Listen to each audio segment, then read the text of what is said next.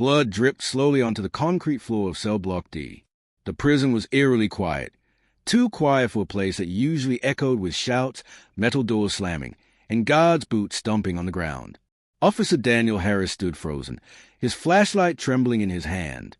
The beam landed on something that made his heart race, a body lying face down in a pool of blood, wearing the same guard uniform he wore. But that wasn't what made his stomach twist. It was a small flash drive lying beside the body, with a label written in marker. If you're reading this, it's already too late. His pulse pounded in his ears. He looked around, but the hallway was empty. He picked up the drive and slipped it into his pocket just as a prison alarm suddenly blared. Red lights flashed everywhere. Somewhere, a cell door clanged open. And in that moment, Daniel realized something terrible. Someone inside the prison knew he'd found the drive. The story of how Daniel Harris ended up in this nightmare began almost 6 months earlier, when he was just a quiet correctional officer at Redwood State Penitentiary in upstate New York. Daniel was a man who believed in rules, structure, and fairness. He'd been at the job for over 10 years and had learned to keep his head down. But Redwood wasn't like other prisons. It had a way of swallowing people whole, both inmates and guards alike. When the new warden, Charles Dunn, took over, things began to change. There were whispers in the halls about money disappearing from the prison's budget, about inmates being transferred out without notice, and about certain guards getting paid extra for special duties. Daniel ignored most of it. Rumors, he thought. Every prison had them. That was until one night, when inmate Marcus Reed, a convicted fraudster known for hacking banks, slipped Daniel a note during cell check. It said, "You're not safe here. They're using you." Daniel's first reaction was anger. He thought Marcus was trying to manipulate him. But when he went to confront him the next day, Marcus was gone, his cell empty. According to the warden, he'd been transferred to another facility overnight. But Daniel knew that wasn't true, because Marcus's transfer papers weren't logged in the system. Over the next few weeks, Daniel couldn't shake the feeling that something was off. The cameras in certain hallways kept malfunctioning. Inmate counts were off by 1 or 2 every few nights. And once, he caught another officer, Officer Nolan, unlocking a restricted cell without logging it. When Daniel asked him about it, Nolan just smiled and said, "You don't want to start asking questions, Danny. Trust me." But Daniel did start asking questions. He began checking old reports, reading inmate records, and keeping copies of the night shift logs. That's when he noticed a disturbing pattern. Every time an inmate went missing, their file would vanish from the database within 24 hours. And each one of those inmates had one thing in common. They all had dirt on the warden or the private company that funded the prison. Daniel started recording things. Conversations, security logs, even camera feeds he wasn't supposed to access. The more he found, the more terrified he became. There was a secret network inside the prison. Guards, administrators, even medical staff, who were involved in something big, something dangerous. One night, as he was reviewing footage from the West Wing, he saw something that made his blood run cold. The timestamp was from 3 months ago. The footage showed Officer Nolan leading a man down the hall toward the boiler room. The man was handcuffed, weak, stumbling. Then the camera glitched for exactly 37 seconds. When it came back on, Nolan was alone. The inmate was gone. Daniel tried to report it, but every time he did, his reports were lost or deleted. When he complained to the warden, Dunn simply stared at him and said, "Maybe you're working too hard, Officer Harris. Why don't you take some time off?" He didn't. He couldn't, because now he had to know what was happening in that prison. The breaking point came during a lockdown one Friday night. There had been a fight in cell block C. Daniel was part of the response team. As they were clearing cells, he noticed something strange. One of the vents was loose. When he pulled it off, a small plastic bag fell out. Inside it were 2 things, a flash drive and a folded note.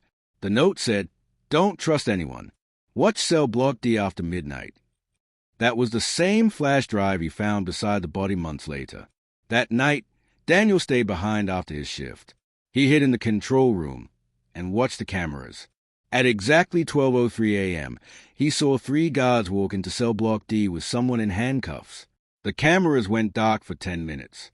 When they came back on, The 3 guards were gone, and the person in handcuffs was lying on the floor, motionless. Daniel's hands trembled as he watched.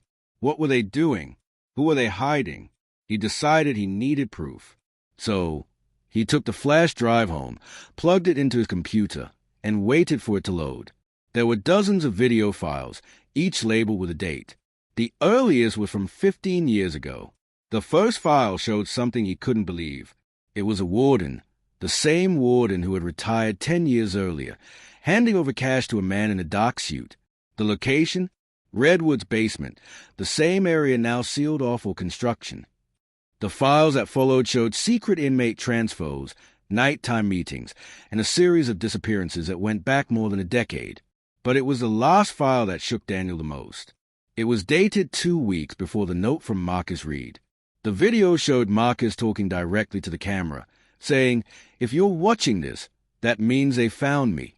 Don't trust anyone, not even the guards. The truth about Redwood is buried under cell block D."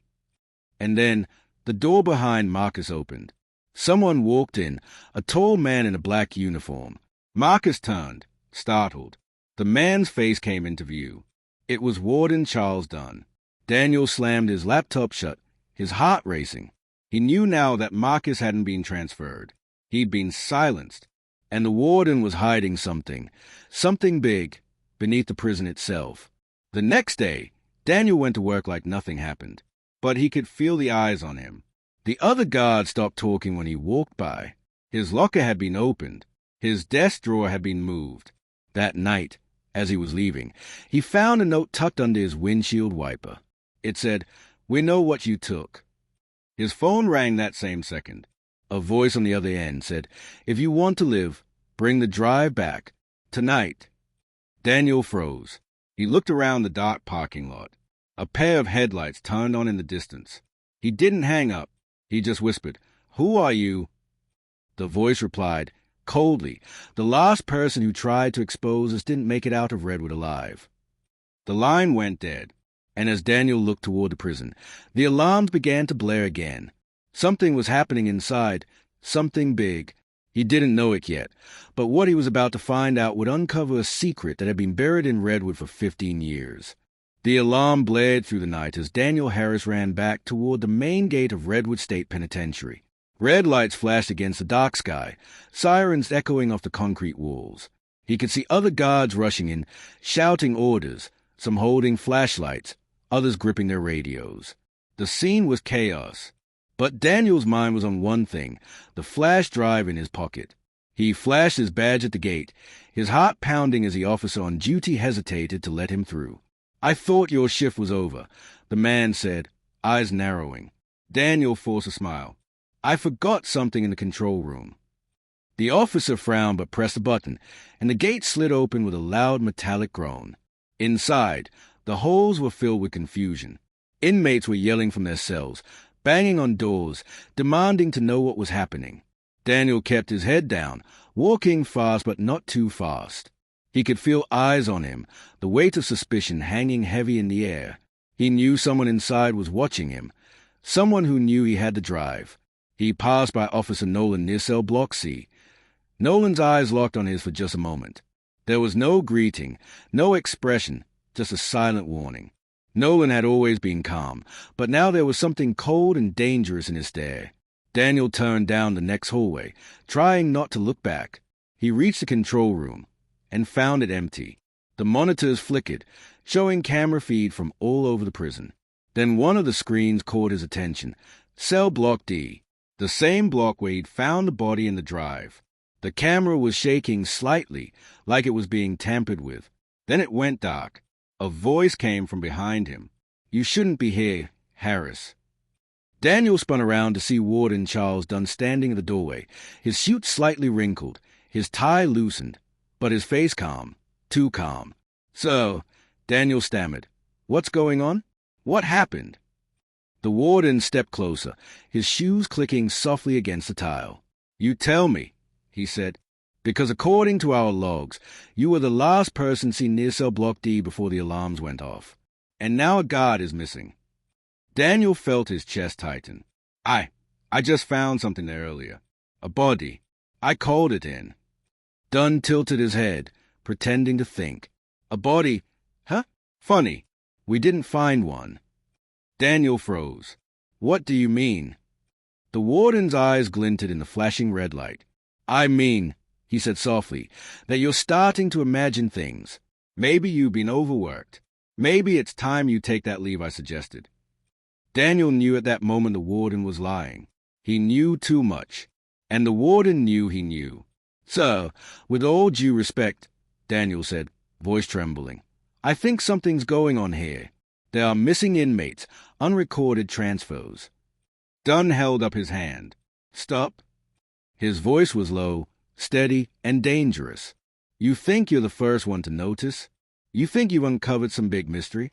You've been here long enough to know this place runs on what people don't see. Daniel stared at him. What does that mean? The warden smiled faintly. It means, Officer Harris, that curiosity kills more than cats in this prison. Before Daniel could reply, the prison lights flickered, then went out completely. For a moment, the only sound was the alarm echoing through the halls. Then backup lights came on, dim and yellow, casting long, eerie shadows across the control room. When Daniel looked back, the warden was gone. He grabbed his flashlight and hurried down the corridor towards cell block D. The smell of smoke filled the air. The closer he got, the louder the shouts from inmates became. Fire! Fire! Someone screamed. When he reached the block, he saw smoke pouring out from the lower cells. But as he scanned the area, he realized the fire wasn't the real danger. The gate to the underground storage tunnel had been forced open. It led directly beneath the prison, into the old maintenance tunnel sealed years ago. Daniel hesitated only for a second before stepping inside. The air was cold and damp, the walls lined with rusted pipes. His flashlight beam danced over graffiti, broken tools, and old prison equipment. Then he noticed something strange, footprints in the dust. Fresh ones. He followed them deeper into the tunnel until he reached a heavy metal door with a small window. Through the glass, he could see flickering light. Someone was inside. He pushed the door open slowly, trying not to make a sound. The room beyond was large, filled with filing cabinets, boxes, and old computer servers humming faintly. But what caught his attention were the walls, covered in photographs, documents, and newspaper clippings. Inmate mugshots, transfer records, and right in the center, pinned in bold red letters, were the words, Redwood Project, initiated 2008. Daniel stepped closer, reading the headlines. Inmate deaths go unreported. Prison funding scandal. Missing evidence in state investigation. He realized he was standing in front of 15 years' worth of cover-ups. Then, in the corner of the room, something moved. Daniel turned his flashlight and froze. It was Officer Nolan, sitting in a chair, bleeding from a wound on his shoulder. Nolan! Daniel whispered, rushing over. What happened? Who did this? Nolan's voice was weak. You shouldn't have come here. Harris, you don't understand. Understand what? Daniel pressed. Nolan coughed, his eyes glassy. It wasn't supposed to go this far. It started as just transfers. Money. Easy money. But done. He turned it into something else. What do you mean? Nolan looked at him, a tear mixing with the blood on his cheek. They were experimenting. Inmates. Fake deaths. Selling them off for labor to private contractors. That's what the Redwood Project is. That's why they vanish. Daniel felt his heart pounding in his ears. You're saying the missing inmates, they're alive? Nolan nodded weakly. Some are, some aren't. But done. He kept everything down here. Records, payments, everything. You have to expose it. Before Daniel could ask more, footsteps echoed from the tunnel behind them. Nolan's eyes widened in terror. He's here, he whispered. The door swung open, and Warden Dunn stepped inside, his face calm, his gun raised. I warned you, Harris, he said softly. You just couldn't leave it alone. Daniel stood frozen, his flashlight shaking in his hand. Dunn took a slow step forward. You were a good guard, he said. Loyal, careful, but you saw too much. Daniel swallowed hard. So this is what you've been hiding? Selling prisoners, covering up murders. Dunn smiled. You call it murder. I call it business. Daniel's mind raced. He couldn't win a fight. He needed proof. His eyes darted toward the computer servers. If he could just reach them. Dunn noticed his glance and chuckled. Don't bother. The system wipes itself every 48 hours. You'll never prove a thing. But Daniel wasn't looking for files anymore. He saw something else, a small red light blinking on the shelf behind the warden. A camera. Dunn turned to see where Daniel was looking, but it was too late. Daniel lunged forward, grabbing a metal rod from the table and swinging it. Dunn's gun fired, the sound echoing through the room. The lights flickered. Dunn fell to the ground, groaning in pain. Daniel grabbed the camera and the flash drive from his pocket and ran. The tunnels shook as alarms started blaring again, louder than before.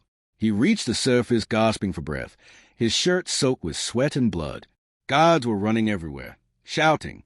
No one noticed him slip out through the side exit. He got in his car and sped away, the prison shrinking in the distance behind him. As he drove through the rain, Daniel looked down at the small camera in his hand. It was still recording. He turned it toward himself, his voice shaking as he whispered, My name is Officer Daniel Harris. If you're seeing this, Redwood State Penitentiary isn't what it seems. The truth is buried inside, and it's been there for 15 years. He stopped talking as headlights appeared in his rear-view mirror, 2 cars following close behind. Daniel tightened his grip on the wheel. He had evidence. He had the truth. But now, someone wanted to make sure it never saw the light of day. As the cars closed in, his phone buzzed with a message from an unknown number. It read, You should have stayed quiet, Officer Harris. The screen of his phone flickered once. Then it went black, and somewhere behind him, Redwood Prison glowed faintly in the night, its secrets alive, waiting to be buried again.